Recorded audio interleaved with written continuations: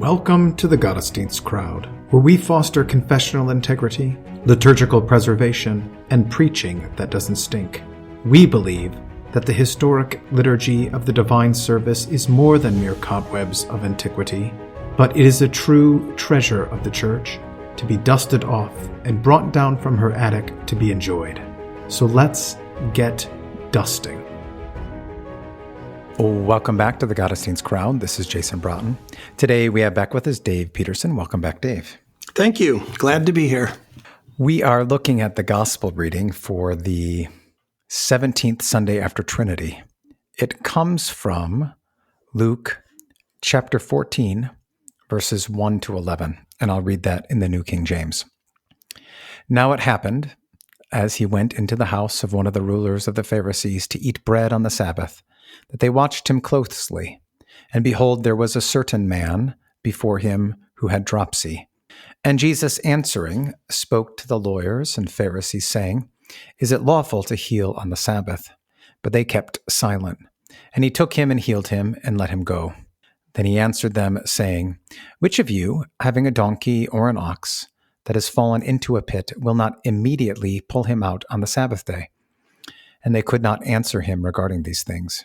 So he told a parable to those who were invited, when he noted how they chose the best places, saying to them, When you are invited by anyone to a wedding feast, do not sit down in the best place, lest one more honorable than you be invited by him. And he who invited you and him come and say to you, Give place to this man, and then you begin with shame to take the lowest place. But when you are invited, go and sit down in the lowest place, so that when he who invited you comes, he may say to you, Friend, go up higher. Then you will have glory in the presence of those who sit at the table with you. For whoever exalts himself will be humbled, and he who humbles himself will be exalted. All right, in terms of context, this is after Christ's mourning in Jerusalem. Is it? You mean the gathering the hens or gathering the chicks? Yes. What do you mean? Yeah. It is? Yeah. Is this? Oh. In the last stuff in chapter 13 is his lament, O Jerusalem, Jerusalem, the one who kills the prophets and stones those who are sent to her. How often I wanted to gather your children together, as a hen gathers her brood under her wings, but you were not willing. Interesting. I didn't realize that. And then Where is quotes, this? Yeah. You shall not see me until the time comes when you say, Blessed is he who comes in the name of the Lord. So how close are we to Palm Sunday? We're a ways from Palm Sunday, though. I mean, he's still... I mean, Well, this we've happens... got all those parables in the meantime, right? Well, even this account, I mean, this just takes place on some Sabbath, not connected to any particular feast or, right? Yeah, in 19, Where is it? he Is it in cleanses Jerusalem? Is he in Jerusalem? He cleanses the temple. Is he done traveling? So 19 is the triumphal entry and the cleansing of the temple in Luke. And then, so 14 is... 17, we've got him, he goes to Jerusalem. Mm-hmm. It happened as he went to Jerusalem, he passed through the midst of... So he's not in Jerusalem. That's not... I don't think it's super close to the end. I'm not sure when it is. I'm trying to figure... Sorry. He's not in Jerusalem to stay at this point. I mean, he's going to go to Samaria and Galilee. Yeah, but he's in Jerusalem because he is warned to leave because Herod wants to kill him. Okay, where's that at? That's just before the mourning over Jerusalem. So it's 1331 to the end of the chapter. Okay. Herod wants to kill you. Yeah, interesting. I guess I never realized this was in Jerusalem. So I wonder if 15's in Jerusalem also then. I wonder when he leaves. Okay, sorry, that wasn't very helpful. Anyway, we're not. Well, it does matter. I mean, sometimes the context of these is colored by the location for sure. And I mean, the only other thing is in Luke 17 when you get the lepers, Samaria and Galilee. Right. So he is going to leave Jerusalem, as you say, probably because of this warning, and then come back. But it does seem like this probably is in Jerusalem, which, then it's easy to have Pharisees around, of course. Mm-hmm. But it's also, there is a sense in which when he's in Jerusalem, it's also a little bit more public. It's a bigger city. There's more people paying attention to what he's doing. And people that should understand the Sabbath, right? Mm-hmm. Yeah. And he takes it on the nose. I think so. One of the interesting things about this to me always is that he brings up the issue, right? Yeah, it says he answered them. What is he answering? Is just is he overhearing stuff? He could be. I mean, they're watching him closely, and he knows it, and he sees how they fail to treat the man with dropsy, and he responds to it. I mean, he's answering at the very least just their actions and and not even just their immediate actions, but their whole lifestyle, right? I mean, who they are, what they are. He could have overheard them saying things, but I don't think he needed to. Mm-hmm. He knows what they're like, and he sees what they're doing with this, or failing to do with this guy with dropsy, and he just sticks it right to him. I mean, is there a sense in which all of our responses to particular situations are, at their base level, answers to what's going on? Yeah. I mean, literally, this word means that, he makes a judgment, right? So, I mean, he's responding to the situation, and, he asks this rhetorical question, which is great. I love this sort of thing because it's fun to talk about this with children, because there is this sort of, they know better than this, but they don't know how to articulate it. So if you say to them, what's the purpose of questions? They will say, right, to gather information. Mm-hmm. And it's almost never the purpose of questions, it seems. And here, of course, Jesus isn't trying to, it's not like he doesn't know whether or not it's lawful to heal on the Sabbath, nor does he need to find out what they think about it, right? He knows already what they think about it. And of course, they're just simply silent. This is just a rhetorical device to get their attention in order to set up this demonstration, right? Mm. And so it is powerful. Questions are amazingly powerful rhetorically, because there is something in us that finds it hard not to respond to a question, right? Though I was listening to how somebody was talking about interrogation techniques. I was listening to something. It wasn't your guy that you love so much, but somebody like him. Mm-hmm. And he was saying that actually assertions are, hilarious, that people have a hard time not responding to an assertion. But there's a few things that the guy that I like so well, but he does that. He calls them labels. Oh, right. So you just label stuff, and then it will invariably give you more information. Yeah. Mm-hmm. Well, in any case, he's getting their attention. He's sort of forcing the issue. They do not want to deal with this, at least publicly, right? They don't want to. They hate him, and they're watching him closely with malice to find something wrong in him. Mm-hmm. And he gives them kind of the perfect opportunity, because, this is what people are whispering about. This is like unto eating with tax collectors and sinners. Mm-hmm. He's a lawbreaker, right? He breaks the Sabbath. But then, they know that this is the problem. So then he, of course, sticks it to them. You're a bunch of hypocrites, because you will violate your own laws of the Sabbath if it's in your economic interest.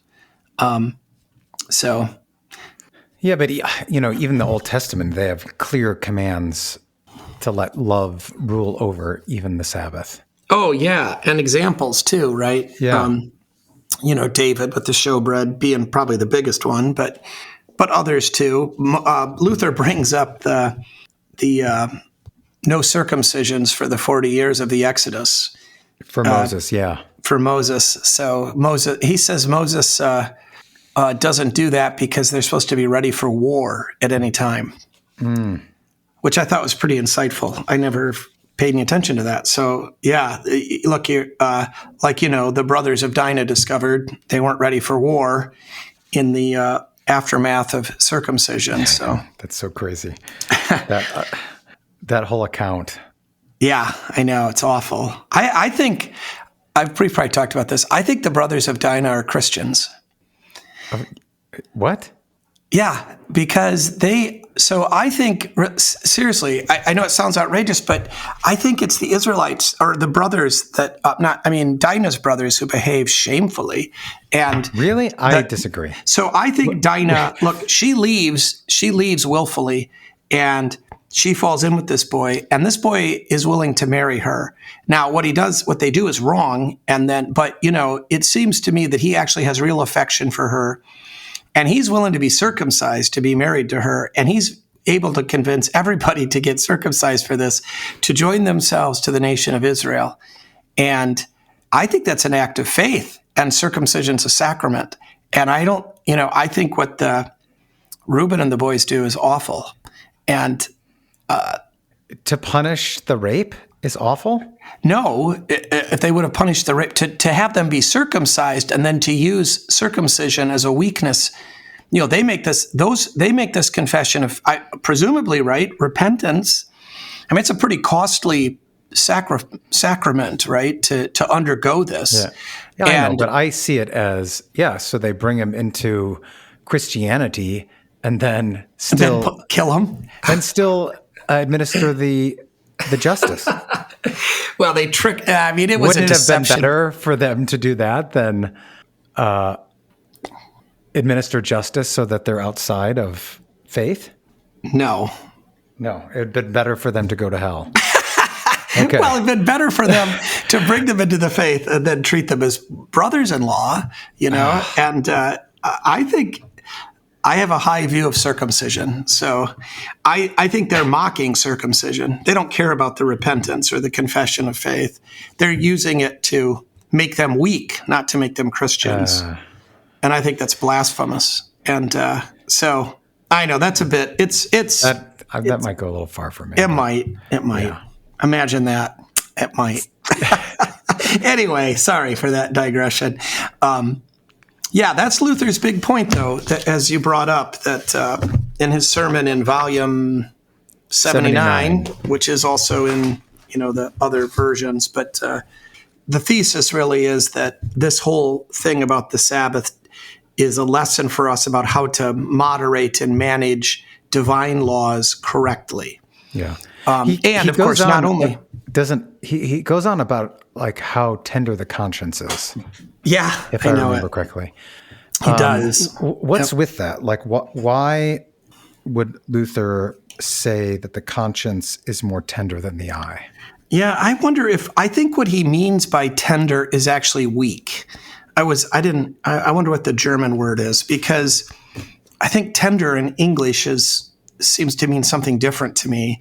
And what he means is that if you hold a law, if you give a law to a Christian, like, fold your hands to pray, that the Christian conscience is so tender that it will come to believe that folding the hands is necessary for prayer. Right. And that if you don't fold your hands, you're violating God's law and you'll go to hell. That's what that's what he's worried about. Legalism that is going to latch on to ceremonies in particular, but other laws also, and make them kind of works righteous. So that's what he means by tender, which I would not use the word tender for that same phenomena, right? I would say maybe weak, or maybe stupid, or maybe, prone to temptations to legalism. Tender to me is I wonder if it'd be hilarious if it's Zart in German. Because Jackie and I had a scene at a German restaurant once. Did I ever tell you the story? It was so funny. No. We're there, and we don't, our German's terrible, and so but we could function, in public places, we could point to stuff, and this meat says it was described as Zart, and I knew the word Zart as soft, and so we're trying to figure out what kind of meat is soft meat. it sounds disgusting. And of course it's the word tender, right? Tender means good, soft means bad. Okay. Right? In English. When Yes. you agree, do you want a soft steak? No, thanks. Right? Right. So anyway, I want it crispy on the inside and soft on the inside. Crispy on the outside. there you go. Well, anyway, so this tender to me is a nicer word than weak in English. Like tender, like I think of, a mother is tender with her children, right? She's kind, she's gentle. Yeah, but I also think of it as easily, if you have a wound that's tender or a bruise that's tender, yeah, that's true. It's easily excitable or easily, it doesn't take much to get it to hurt or. Yeah. So I suppose it depends on what the context is, right? Yeah. That's clearly what he's against is he sees how the Sabbath, which was a divine law, right, given in mercy for the sake of love, was abused by the Pharisees and many people as a way to deny love and to become self-righteous. So he just sees this as a perfect example, and I think he's right, of how the law goes bad in the church, when Christians don't moderate it with love. But he also, though, I want to point out, he does say love and necessity.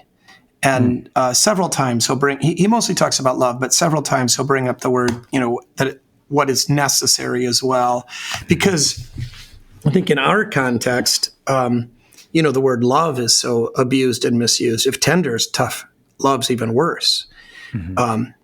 So, this is where I think we see this with, I've probably talked about this on here, but closed communion, right? We've got, I only know this anecdotally. I don't have evidence of it. So I'm just going to make some assertions here that I don't have hard data for, but I've seen it happen where, Missouri Synod pastors, they know what the Bible says about, needing to be in fellowship with those we commune with. But then when somebody comes who's not in fellowship with us, they can't bring themselves to do it. And they will violate what the Bible says because of love, right? Because they're looking at this and they're saying, well, I know Jesus says, right, through Paul that we shouldn't give the impression that we're united with these people in doctrine when we're not. That would be false and misleading and destructive of faith, right? Like the Corinthian church. But even though he says that, he also says we're supposed to love everybody. And the loving thing to do would be to give them communion so that they would feel good and like us, right? And they think they also see it, I think, often as though closed communion doesn't seem to fit with Jesus' desire that we reach people, right? Mm-hmm. So it's like, there's a spectrum here of love and the law, and they're going to err on the side of love. That's their kind of excuse. But then if you look at this, what's the necessity, right? There's no necessity here. Typically, right, you have some ELCA person who comes to your congregation, and if you tell him that he can't take communion at your church, he's going to be mad.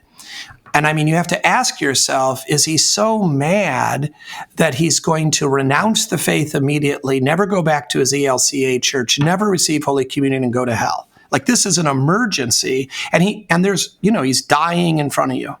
Mm-hmm. And that would be the kind of necessity, So you think you sort of excuse it as love, but in fact, the real kind of reason is you don't want the conflict.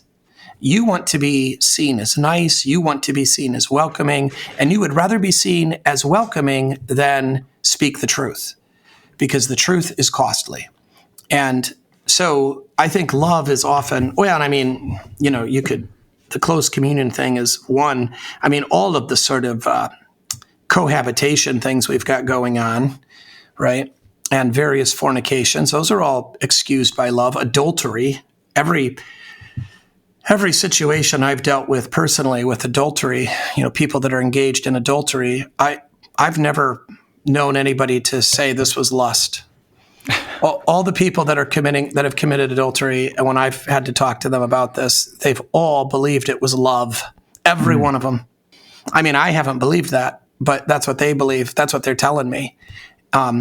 So the word love is a little bit problematic if we just mean it in those kinds of ways. And I think, if you read Luther in context, you're not getting there. It's not that we should forego the divine law because it doesn't seem nice in the moment or because it might be costly, but rather because it actually, like he actually describes this, the guy with dropsy, as an emergency, that this guy needs immediate help. And then he uses the illustration of the Carthusians. I don't know, that's some kind of monk. I don't know anything about the Carthusians. Supposed to be strict, I guess. And he says, these are the guys that a poor man walks in and he's starving to death and he can't wait an hour for food or he's going to die. And it's time to say Mass. And the Carthusians, according to Luther, would just say, well, go ahead and die. I have to keep my vow to say Mass. But Luther doesn't say, well, we shouldn't say Mass when we said we're going to. We shouldn't be breaking vows willy-nilly, right? And that's not to. So, this is where I think, again, like you get into this. I've had this many times where, a beggar will show up at our church often right as service is beginning. And that is because he sees there's a bunch of people in the parking lot and he comes in when the time is ripe, right? And he wants help. And the procession is walking down the aisle and he wants to explain to me his story. And I'm not listening because it's time for church. And that is the law because we've agreed to do it at this time. That's for the sake of good order so that people know people are waiting. And I just so far haven't had a beggar that I thought couldn't sit and wait 1.5 hours, right? Turns out I've never had one so far that was willing. And of course, the elders are kind of hoping he won't, because then if he does, then the elders have to babysit him. But, it's not as though we're going to drop the worship service and make everybody wait while this guy explains to me why, he's so destitute that he needs cash right this second, right? Because it's always a long, convoluted story. And he wants to tell me the whole story. Without exception. And if he passed out in front of me, though, right? If he fell down on the floor, we would stop everything we were doing and we would deal with it, right? So, but he wants to pretend like it's an emergency because he wants to create pressure and embarrassment, actually, as well, so that I will buy him off and get rid of him. And then he sort of wants to act outraged. Well, right. I've been around this thing for a while, so my heart's a bit hardened on this. But I'm not buying it. And most of these beggars that come in, they are in rough shape. That's pretty clear. But I don't see them actually. They're not passing out, and they can wait, and they should wait, right? Yes. Because it's not a necessity, and we should deal with this. And I would say in a kind of similar way, it's not an emergency that you have intercourse, right? It's not an emergency. I really don't know what a Holy Communion emergency looks like. I'm just not sure. I've asked a few Elka people about it when they've come here. It's been a while, but I've asked some of them that wanted communion from us and were very insistent, and I've just simply said to them, "This is kind of risky." But I've asked, "Are you afraid that if you don't receive holy? Are you afraid of going to hell? Do you think God doesn't love you?" And they always say no. They're very confident that God loves them and they're going to heaven. And then I just say, "Oh, well, then it doesn't seem like this is an emergency." And you can probably wait and have Holy Communion next week at your church. Because you're not dying. There's not any real reason to think you're just going to fall over dead, right? You're standing here fine. And, you're fully confident in your salvation. That's why you think you're worthy of communion. So apparently no emergency. Right. That doesn't win a lot of friends, but I think it does kind of demonstrate. So Does Luther define emergency there?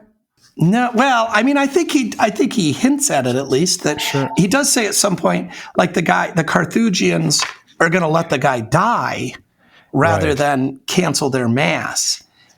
So, I mean, I think that is probably the best definition. I mean, this is bodily life, and even salvation are a serious and real danger, Yeah. right? I mean, when there's tanks rolling through the street, blowing stuff up, a block from the church, and they're coming this way, and it's time for the worship service, we might change our plans.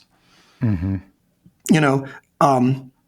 I mean, I think that bodily death and bodily harm are pretty serious. I think, crises of faith, we could potentially be described as emergency also. But, again, what laws are we being asked to violate for this? Yeah. So you have a crisis of faith and you're struggling. I mean, how absolutely immediate is that? Do I need to stop the whole worship service and have, 100 people sit and wait while I talk to you? Or could you sit could you sit in the worship service? Maybe the worship service itself could be an answer to your crisis of faith. Yeah. Because you're sometimes trying to maybe dictate things, or same thing with the sort of Elka person that wants to take communion and, says, well, I'm having a crisis of faith. Well, maybe you should sit and listen instead of, so again, what law, what's the emergency? What's the law that's being asked or seems to be interfering? And then, what's the kind of appropriate response? I mean, if you're starving to death and you're going to pass out in front of me from, weakness, I mean, the right solution isn't give you the Lord's Supper. Mm-hmm. That's not the real crisis there. If it's a crisis of faith, I don't think the right answer is the Lord's Supper either. Right. Right? I mean, if it's a crisis of faith, then, you need to hear the Word of God. Presumably, if you're able to hear and understand, and if you're not, then we got other issues, right? I mean, there's just all this kind of stuff. I'm just kind of suspicious that often we're sort of using this love language as a way to just simply do the easier thing. Mm-hmm. So what relationship then does Luther connect between the man with dropsy and sort of this law of love versus ceremonial or other kinds of ecclesiastical laws to the parable? He doesn't really. In fact, Does he just actually treat them separately, or treats them really kind of separately. Because it seems like Jesus' teaching on humility would follow that. Actually, well, pretty well. I mean, what Luther says literally here, he says, right, if there's still a point in this gospel reading about sitting at the head of the table, which we must touch on a little bit, I mean, he really kind of treats it in this sermon as a second point, until, a little bit at the end, but I don't think he really connects them. I mean, I'm not saying you can't connect them or they aren't connected, but if the analysis is of this sermon, I would say they're not connected. Okay. Do you think that's unfair? Well, it seems like humility is the way that we demonstrate that love, right? I mean, I think you're right. And I think humility, two things, right? I would say that, humility it's pride that wants to say, I keep the law. Right. I start the service at the right time. I keep my word. I do what I said I'm going to do, right? Mm-hmm. I don't let beggars push me around, right? There's pride that won't, that won't violate because it wants to look strong. And so humility would recognize when there's an actual emergency and subdue pride and say, I don't care if this makes the elders mad or the organist mad. This is an emergency and we're going to deal with it. And I'll take the hit. That would be, one side of humility, which, the Pharisees are lacking. But the other side would be, the sort of humility that says the law itself is good and we don't violate it willy-nilly or just out of weakness or convenience, right? And we also don't insist on everybody else violating the law because it's inconvenient for us. Right. So, I think both of those kinds of sides of, of humility, there's, pride can kind of go both ways. I think that sometimes there is a kind of perversity in us that sort of likes to be treated special, that doesn't want to go by the rules and is kind of, proud of it in a way. There is this sort of, oh yeah, well, I know everybody else does it this way, but everybody else waits in line, but I'm going to go through the kitchen and get the coffee straight from the dispenser. That's what I do on Sunday mornings. And, there is a kind of, well, I'm special. I work here. I know where stuff is, that kind of, I don't know, or just kind of always wanting exceptions for things. It's a little bit, okay, this will really make people mad. But, when we go and when we visit other Missouri Synod congregations, we have got to go as guests, and we need to have the kind of politeness of guests. And I would say one of the things is, I think it would be rude for me to show up at your altar and then, 5 minutes before the worship service, ask if you have my favorite sort of wine.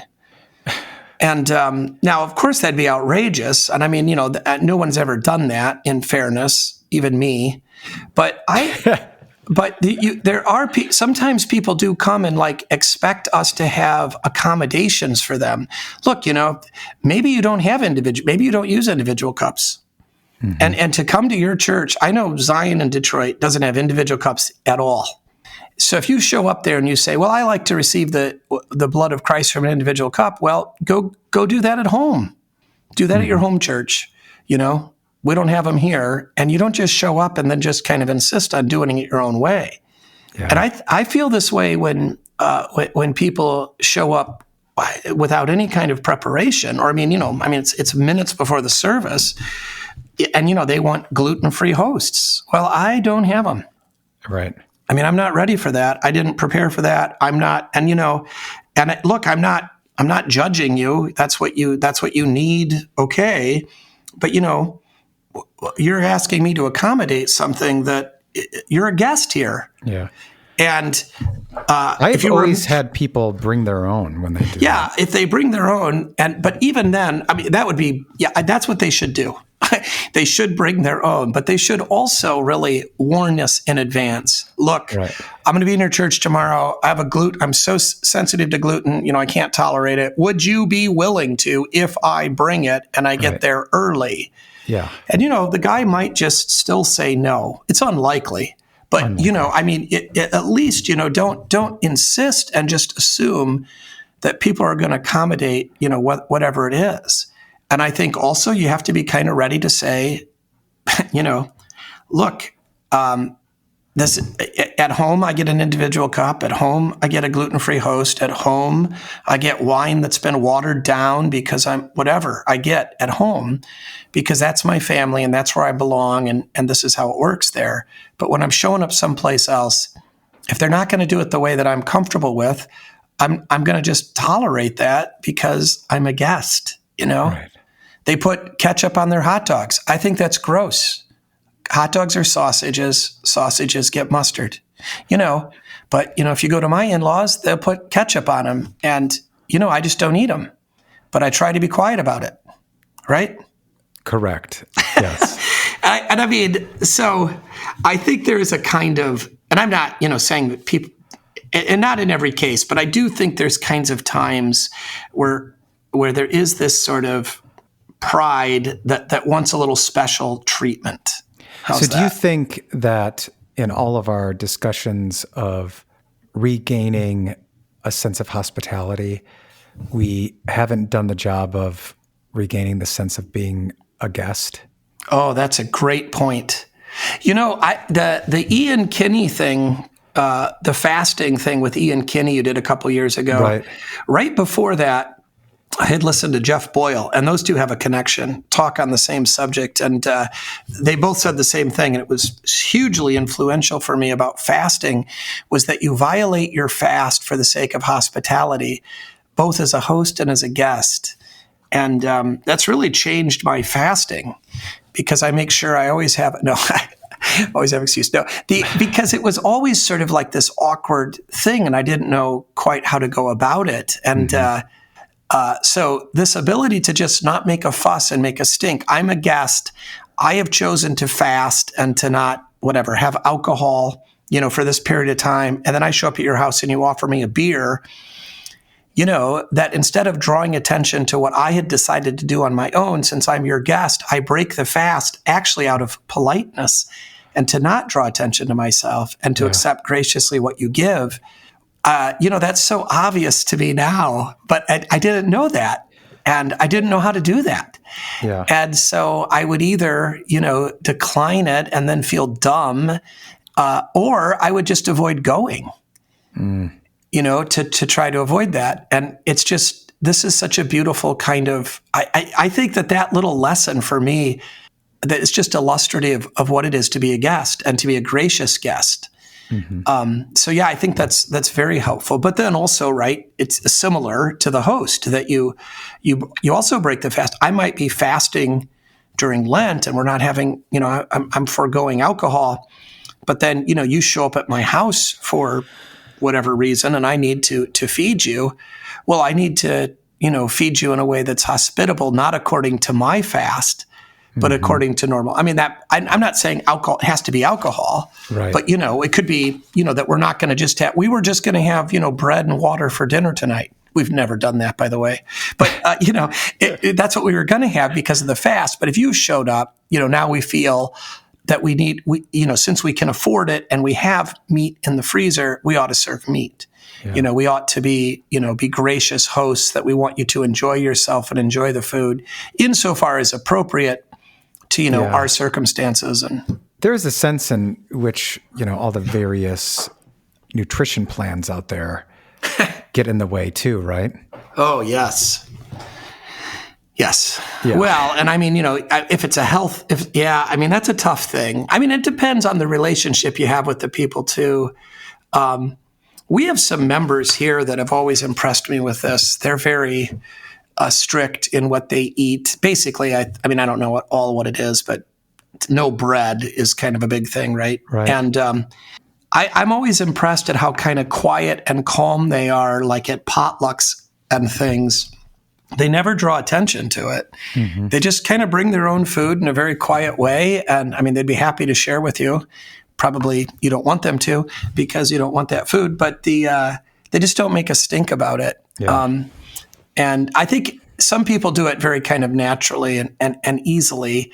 And some people, of course, these people also are not, bread's not going to kill them. They just think it's not really very good for you. So they are also capable of, on a youth trip, eating a piece of pizza or something. And I forget that I was a couple years ago on a trip with one of them and, the group was eating pizza. That's what we were doing. And, when we were having hamburgers or whatever, he could eat it without a bun, but now we had pizza, there's really no way. And then I realized, like, as the pizza's coming, I'm like, oh, I didn't even think, do we need to, order something different for you? And he was like, no, I can do this for one meal out of 3 days.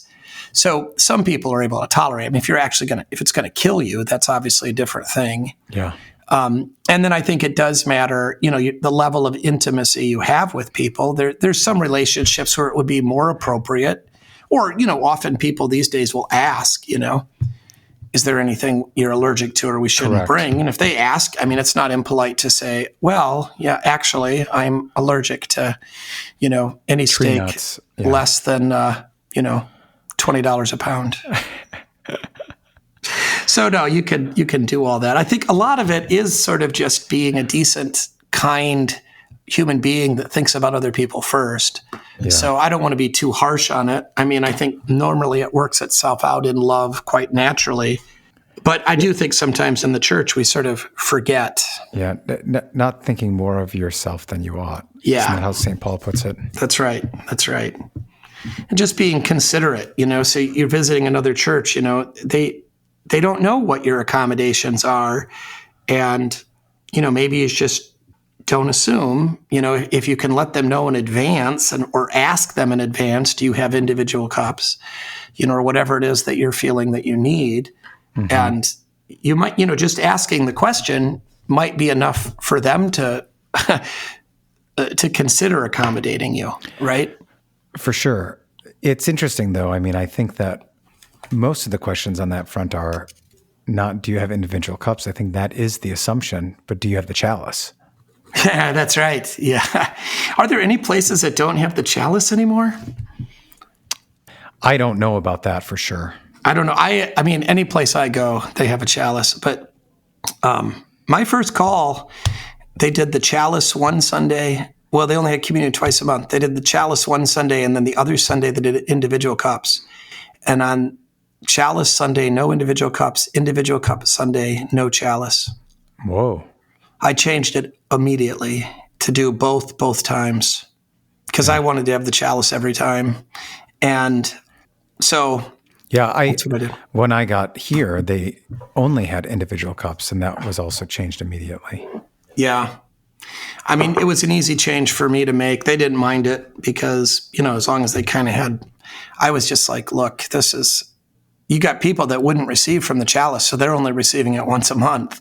Uh-huh. And I just didn't want to have a service without a chalice. Yeah, same. So there you go. So it worked out fine, but it increased individual cup use in a way. Yeah. So anyway, Luther. Well, that's part of that. That's part of the love thing, I think. Yeah, it wasn't a necessity or an emergency, but that is the other side of it, which Luther doesn't really get into. He does have one example of food. He talks about, if a father has household rules that we eat, whatever, I can't remember. We eat meat on this day and we eat something else on some other day. And then, you come in and say, I can't eat that, the father ought to break his rules and say, oh, well, we will accommodate that. Mm-hmm. And that isn't really an emergency, right? But also, we're not talking about a divine law. Right. So, there is also the sense of actually not breaking a divine law, but accommodating people when it's in terms of just, it's just convenience or it's, human rules that have been made for good order, but which, it's not the child who says, I hate lima beans and I won't eat them. Right. It's the person that says, gluten makes me really sick. And then you say, oh, well, let's have some potatoes instead of bread, mm-hmm. For dinner. That's different than somebody saying, I don't like wine. Can we use something different? I don't like the taste of wine. Can we use something different for communion? No, that's a divine law, right? Mm-hmm. So if it's a divine law, we might violate it in an emergency for the sake of love. David eats the showbread, right? Or Jesus breaks the Sabbath because love trumps this in a sense. But in lighter things, we might violate, out of a spirit of compassion, accommodate people. For sure. I know, again, that sort of should be obvious, but it isn't always. So does it seem that Luther spends most of his time discussing that first part and not the second part? Yeah. Oh, yeah. He's concerned about the way the Pharisees were acting, and he sees a perfect correspondence with the way that the Roman Church was acting. Right. He does go on about that for a while, doesn't he? That is his big concern. And I mean, we live in a different age and a different context. I don't think that we're under nearly the sort of threat of people taking a ceremony and refusing to violate it because in an emergency. Right. Mm-hmm. I mean, I think it's hard for me to imagine. I haven't been through this, but we do not let people sleep in our pews in the sanctuary, just because they're tired and want to sleep there. Mm-hmm. So there's people that would if we would allow it, but we don't. So that's the rule we have around here. I don't think that there would be any hesitation, even for a millisecond, if all of a sudden, there was a flood in Fort Wayne and we were on the high ground and there was no place for people to sleep, that we would let people sleep in our pews. Right. I think that would just come very naturally and easy to us. I don't think we would be tempted to say, oh no, the rule is no sleeping in the pews, right? Mm-hmm.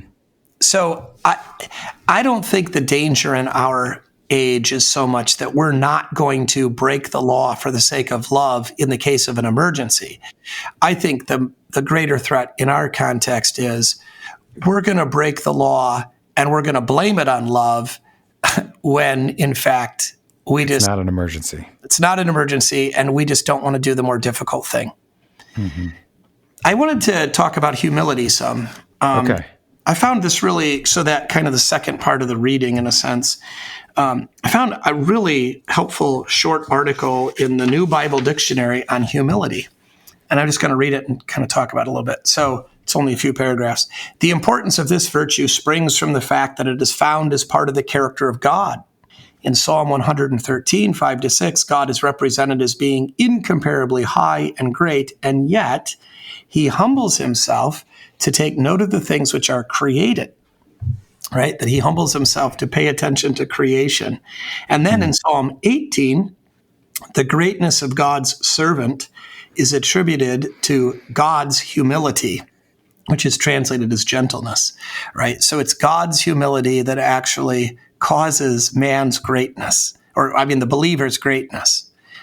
So there's a very Christological reading there. Then he goes on. So those two things were good, I thought. Then he says, wherever humility is found in the Old Testament, it's praised, and God's blessing is frequently poured upon those who possess it. Well, that's no surprise to us, but he gives some examples.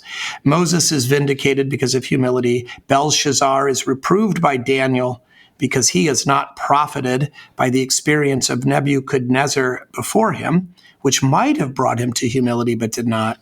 And then in 2 Chronicles, the criterion by which the rule of successive kings is to be judged is by their humility. So that's kind of interesting.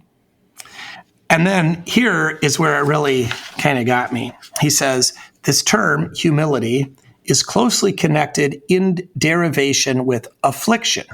So sometimes this humility is brought upon men by their fellows, right? They are humbled by their brothers, or humiliated even by their brothers or by their other men. Sometimes we're humbled by God. But always sort of in the scripture, there is this idea that these deprivations, these difficulties, these sorrows are actually producing humility of spirit in the Christian, and God is using them purposefully. Mm-hmm. Then you have, and he cites Matthew 23, but it's the same in Luke 14. This same word for humility is used to express the penalty for arrogance, right? If you are proud, then you will be abased. Or what's it say in, how did you read it? He who is proud will be humbled. Yes. Is that what it says? Something to that effect. Right. So that is the word for the punishment for pride. But then it's also the prerequisite for glory, that those who humble themselves will be glorified. So that is, I think, really kind of fascinating to I don't know why I never noticed that before, but the same exact word, which in some ways is to say, one way or another, you are going to be humbled. Mm. You're either going to humble yourself, right, and then be glorified, or you're going to glorify yourself and you're going to be humbled. Mm-hmm. Well, there's obviously a better way to do this, right? One of those ways is preferred, and I think. And then he goes on. So that was, I thought, very interesting. Then he goes on a little bit for another. So God desires it willingly, but if not willingly, he will bring it about. Absolutely. Yeah. And, if it's not true in the heart, it will still be true in the body that you will be humbled. So. Right? Yeah, and Luther goes on about that with the papacy, doesn't he? Yeah. About how they talk about it in the heart, but it's not actually demonstrated. Yeah. I thought Luther was a little hard, by the way, on Augustine at the end of this. He doesn't like, because Luther's, it's another, he's got a lot of opportunities in this to rip on the Pope, and he does. And then he says, St. Augustine makes a comment here about whoever exalts himself will be humbled, which I wish he had omitted, because it stinks of Adam's vessel. He says, this is Augustine, a sovereign should not humble himself so greatly that respect for his authority is weakened. And then Luther says, this is spoken in a pagan and worldly way, not a Christian way. But we can certainly forgive it in such a man. Even in the saints, not everything is perfect yet. Well, I think that's sort of how I feel about Luther.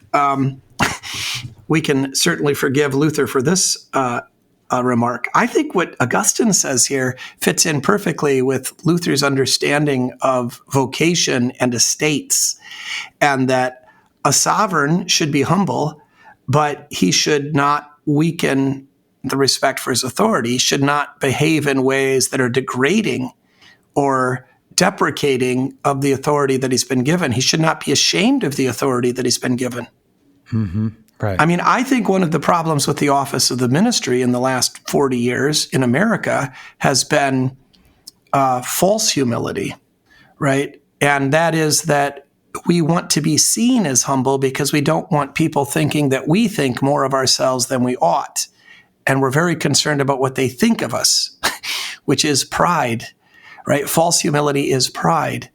And we should not degrade the office and the authority that we have been given.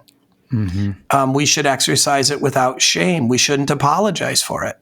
We have a sort of the mark of our men's group. I learned this from David Bukes. The mark of our men's group is we are going to say out loud and often and in public, and we don't care who is listening, that men are the heads of their households and their wives are to be subordinate to them.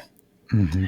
And we're not going to look over our shoulders to see if the women are listening. We hope they're listening because this is what the Bible says, and we're unashamed of it, and we're not going to make jokes about our wives being our bosses. And, we're going to accept the fact that God has placed us into this, not in a way that is overbearing or lording it over them or misogynist in any way, but simply recognizing these are the offices to which God has called us. Mm-hmm. Well, I think we need to, the office of the ministry needs a kind of similar, I have to ask Bukes to write one for us.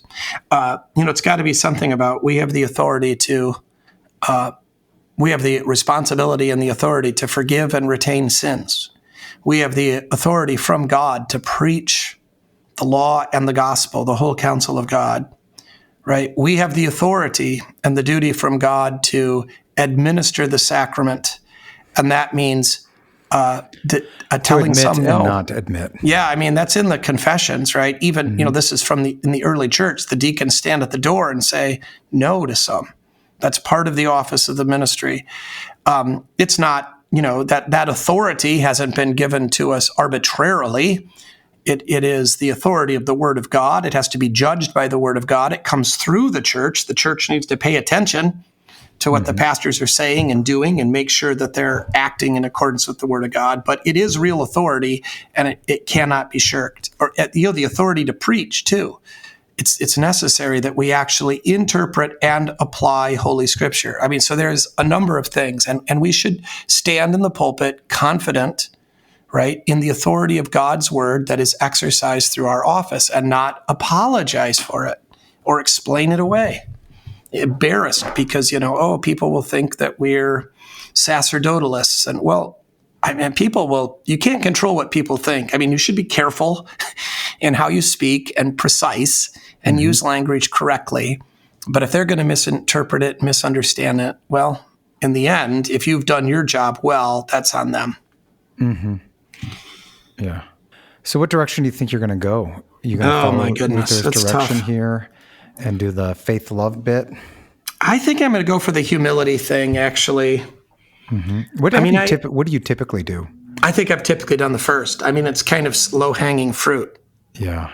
And important, obviously, central that the controversy over the Sabbath in Jesus' ministry is definitive of who he is and of his fulfillment. So, I mean, I don't think that's wrong, but I'm these days, the last couple of years, I've been very concerned about anger and how we express ourselves. And I think that one of the biblical responses to answers to anger is gratitude, for sure, to cultivate that. But I think also and patience. But another one is tied is humility. That I mean, part of the reason that we're angry is because we think we deserve more than we really do. Mm-hmm. And I think that a lot of this kind of, raging all the time, even if it's just in our own minds, is really is pride. Oh. So where does justice fit in there? Yeah, I know. That's always the tricky thing. I think that, for the most part, I think we ought to think about justice for others rather than so much for ourselves. Now, I don't want to overstate it, but, we do have these calls, right? If a man asks you for your tunic, give him your cloak also. Turn the other cheek, right? There is a sense in which we do suffer and tolerate injustices and insults in ourselves that other people's kinds of vocations ought to come to our defense. Now, I don't mean to say that, we can't defend ourselves in any sense or in any case, because I think we can. I think that the fifth commandment establishes, and the fact that our bodies are temples of the Holy Spirit, mm-hmm. we don't need to justify, protecting ourselves and our bodies or in other ways. Mm-hmm. But at the same time, we need to operate with this kind of willingness to suffer evil and injustices for the sake of the kingdom and for the sake of our vocations. And where does justice come in is a great question. And I think it's trickier than it seems on the surface. I think there absolutely is a call to turn the other cheek. There is also the need to speak the truth and to not, kind of suffer unending abuse. It's got to be moderated by generosity and true mm-hmm. affection. I mean, if your wife, could tolerate no wrongs from you, your marriage would not endure. And she does endure, and vice versa. I mean, it's not a one-way thing. So it's there is a sense in which you have to try to see the good behind what somebody else is doing. Yeah. Because sometimes it is done from their zeal for something else. Right. Or their love of something else. That's right. And if you can say, yeah, well, I didn't like how they did that, but this is what's actually behind it and what's driving it.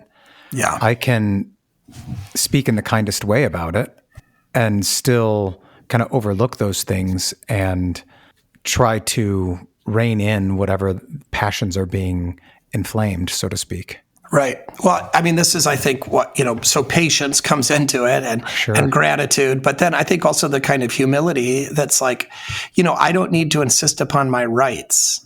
Mm-hmm. I could take a hit, I can take a hit. I can take an insult. I can take a financial loss.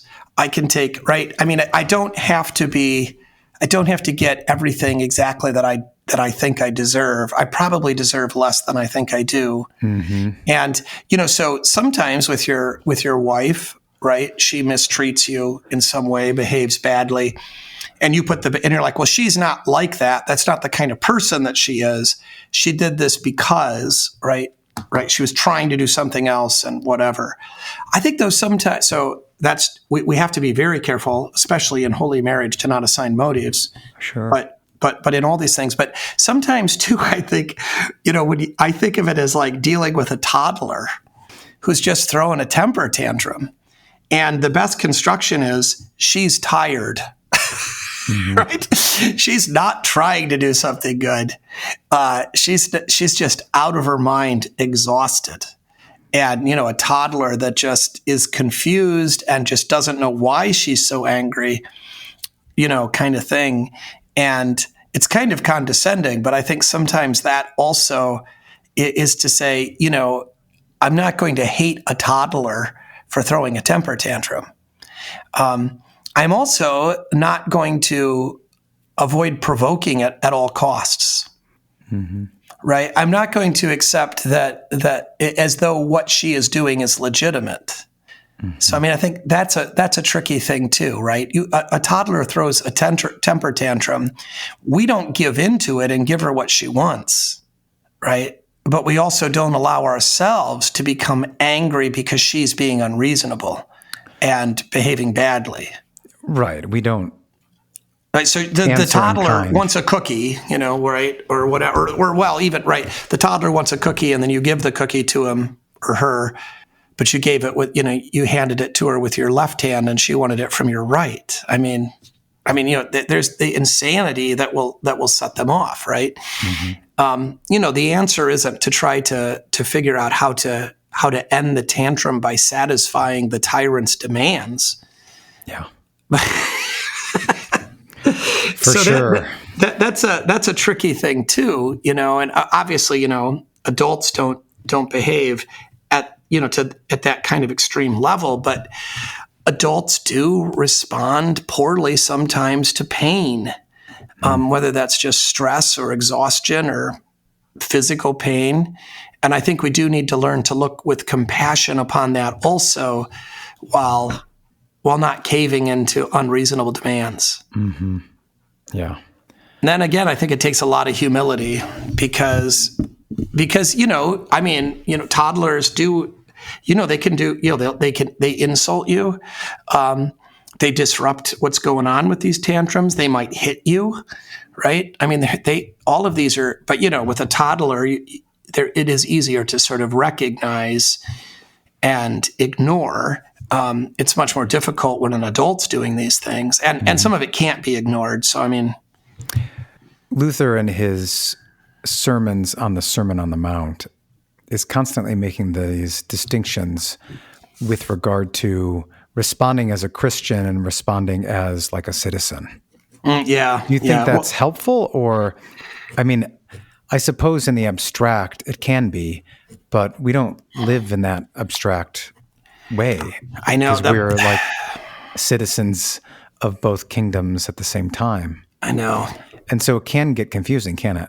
Yes. And I hate this, that these things, I don't know how to get out of it, but we have to have abstractions. We have to have kind of theoretical knowledge and way of thinking and talking about these things. The problem is that, I think they often give us a false sense of agreement and understanding when we don't really have it. So, false sense of agreement. What's that? False sense of agreement. What do you mean? Well, I mean, for example, every pastor in the Missouri Synod will say he practices closed communion. Every pastor in the Missouri Synod will say subscribes unconditionally to the Book of Concord. But then, so it's like, oh yeah, I believe all that. But then when we get to it, it's like, well, I don't think you do, because you're not doing things that right. So how does this work itself out? I think, we can sort of talk about the kingdoms in an abstract way, or estates, or whatever you want to call them, and there's this overlap between the kingdom of the left hand and the right hand, the three estates and vocations, and there's all of this kind of mess. And Luther speaks in all of those ways at different times, sometimes at the same time. And then, pastors and others sort of come out with these kinds of nice, clean diagrams that explain it all. Well, it's all fine and kind of abstraction, but just as you're saying, in the actual reality of living in all of, what is that, 9 things simultaneously, it becomes very sort of difficult and confused. And again, because of that, it becomes super easy to make excuses. And this is where I think we fail all the time. It's not that. Yeah, well, it's not that, well, this is hard, and so it's hard to know how to do the right thing. That there's a truth in that, but that is almost always used as an excuse. This is hard, and it's hard to know what to do the right thing, and therefore maybe it isn't possible to do the right thing or possible to know the right thing, and anything goes. Yeah. And I think that it becomes a kind of excuse-making, self-justification thing. Yeah. And because you have both sides in this respect, those who will interpret, say, the Sermon on the Mount in such a manner that this is always the response. Right. And then the other side is like, well, it's not always the response. And yet they would maybe kind of fall on the side of it's never the response. Right. And it's making it's determining when it is the response and not the response.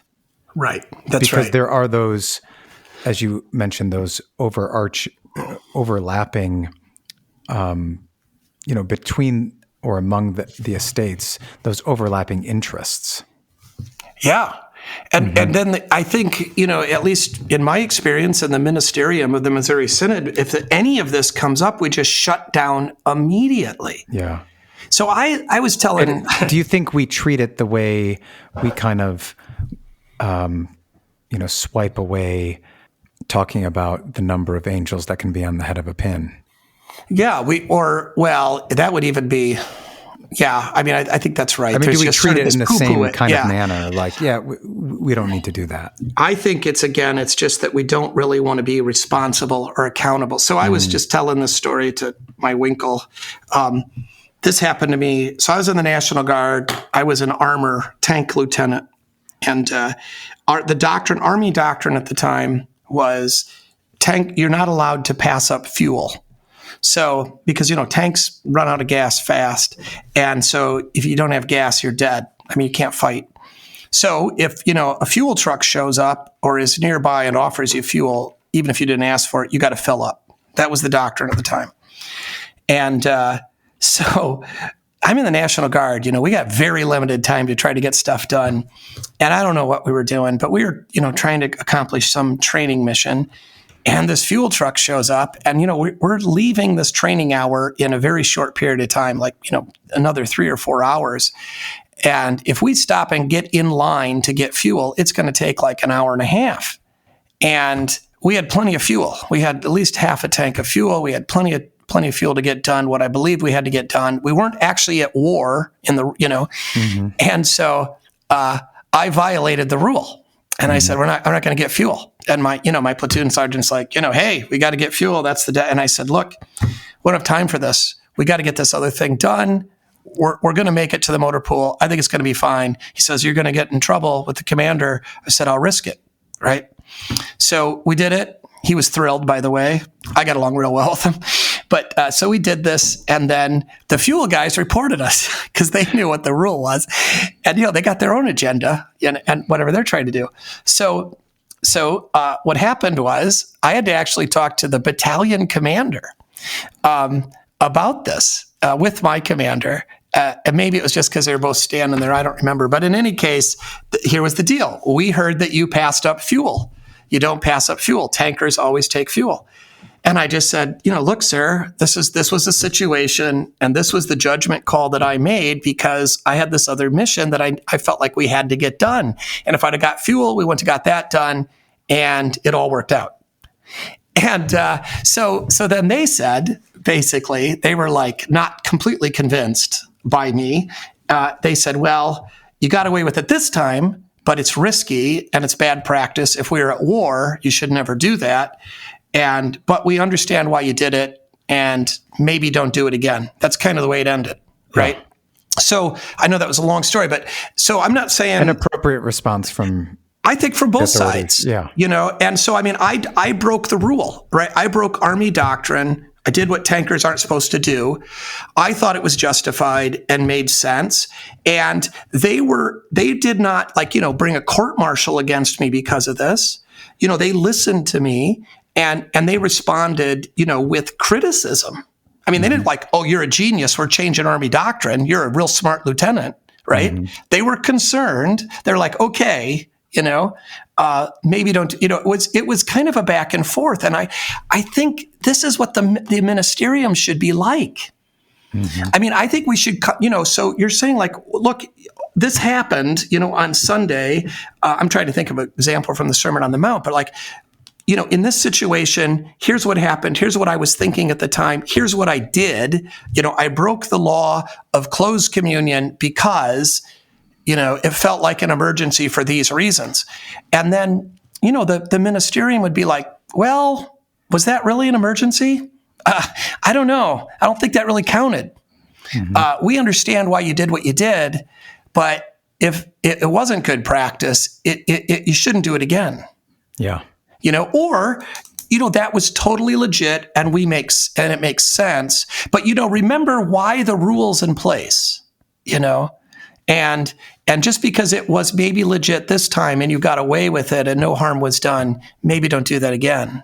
Right. I mean, that kind of criticism for this, I think would be hugely helpful in not only in learning how to think about these things more clearly, allowing the commander on the ground to have the kind of freedom to adapt, but then also the commander on the ground not being above reproach in any way at all and never can be questioned. Mm-hmm. Not that we're coming at him in some sort of judgmental spirit, but like my commander, look, okay, you did this and you got away with it, but I mean, that would be very helpful. Yeah. The issue in the ministerium is it would all be self-reporting. Well, yes, I know. But I mean, I think the reality is that the Missouri Synod Ministerium is largely built upon the fantasy of ecclesiastical oversight that simply does not exist. I mean, we talk about it, we have terminology for it, but I don't think it's real.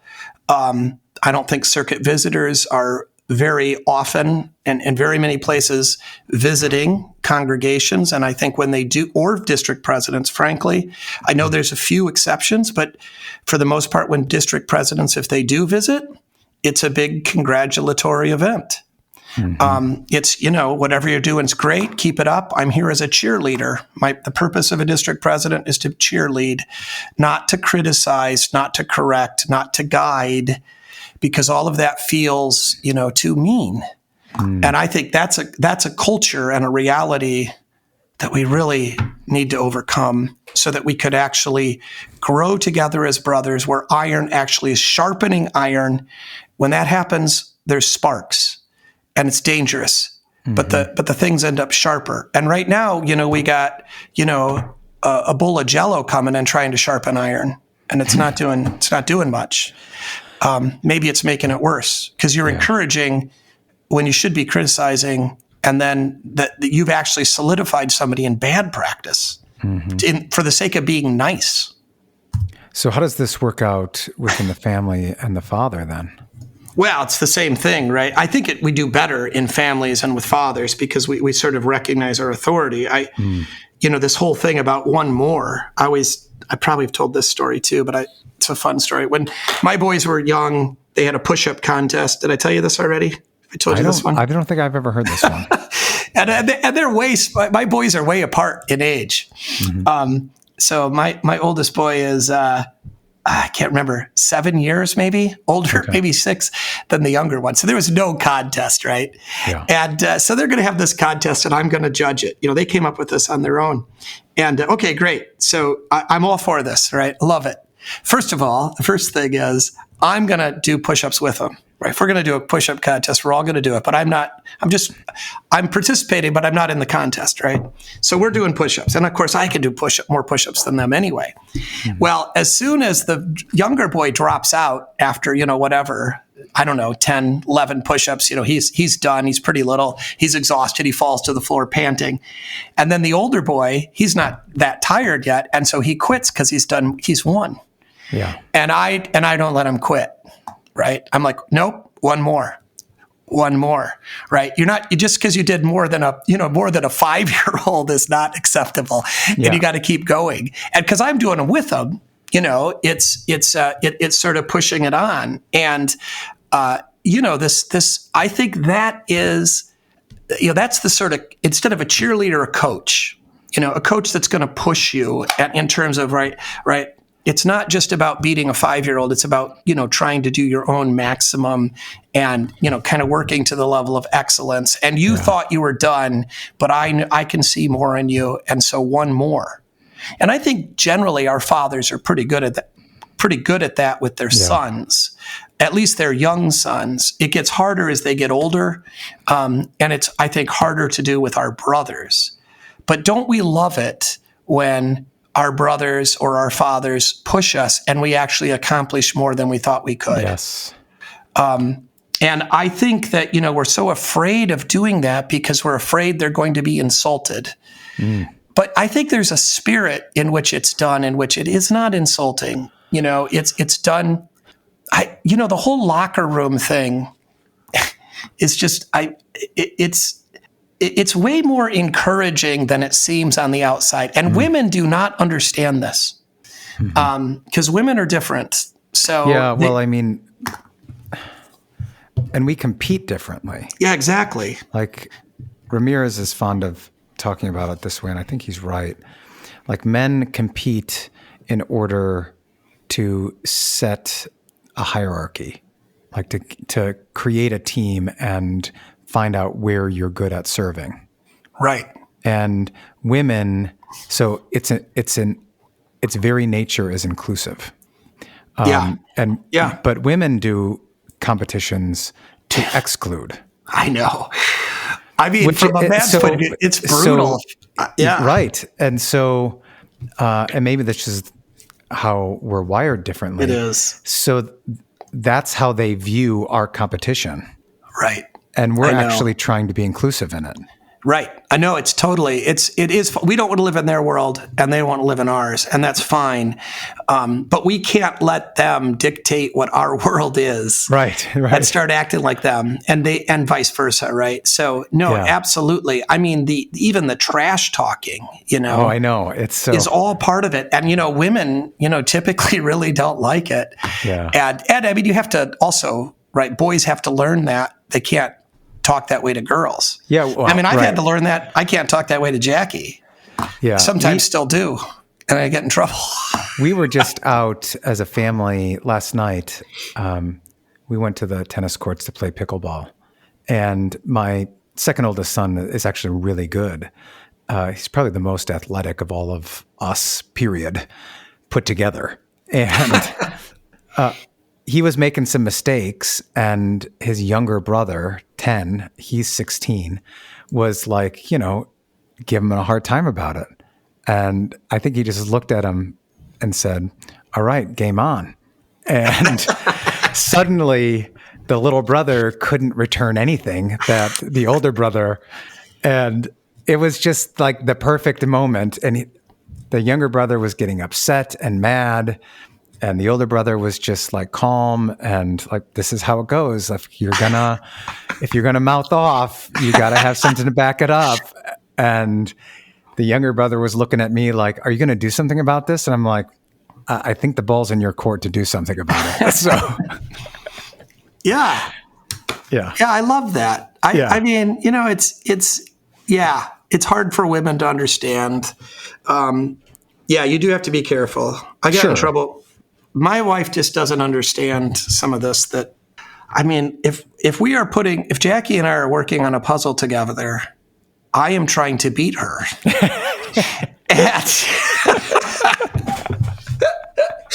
And she just does not. And then she's like, it's not a competition. And I'm like, it is a competition. It is. But it kind of is. So that's okay if I do it quietly, but if I draw attention to the fact that I'm winning, it doesn't go over so well. Yes, correct. So it is funny, but she's a lot more tolerant. She's also learned, I've learned to be a little quieter. She's also learned to be a little more tolerant. So yeah, that's good. Yeah. All right. Any final thoughts?